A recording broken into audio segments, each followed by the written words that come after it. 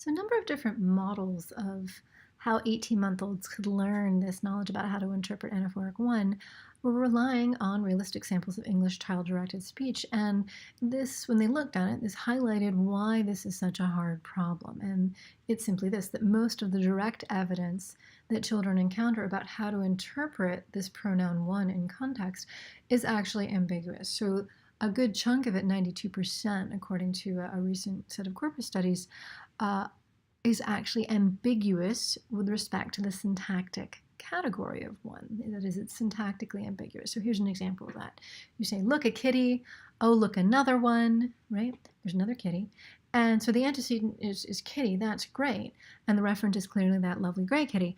But the problem syntactic category-wise, remember, is that plain nouns like kitty can be both just noun category as well as noun bar, right? So it's syntactically ambiguous. This data point doesn't tell you which one it actually is in this context, right? So that's problematic if you're trying to figure out in general what category of antecedent one can take.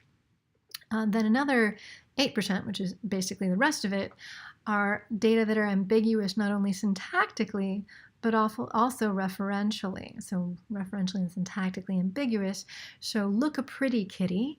Oh, look, another one, where you have another lovely kitty present, right? And so referentially, here's what's going on. That's your beautiful referent. Fantastic. But is your referent kitty or pretty kitty, right? Both of them are compatible with that referent, right? So you don't actually know which string, which is the antecedent of one, so that's referentially ambiguous. And then if it so happens that the string is kitty, that's once again, is it kitty the noun or kitty the noun bar, so it's syntactically ambiguous. Now if you decide to go with the antecedent being pretty kitty, then you know it has to be category noun bar. But again, you don't know which of these options is the right one from this data point, so that's why this kind of data, which is the other 8% of the data in there, is both referentially and syntactically ambiguous. Now, what we wish were there, but actually isn't, is unambiguous data. And that would be something like this. It's a particular juxtaposition of utterance and scenario. It has to be just right in order for it to be unambiguous. It has to be something like this. You say, look, a pretty kitty, where there's a lovely pretty kitty there. There doesn't seem to be another one here, though.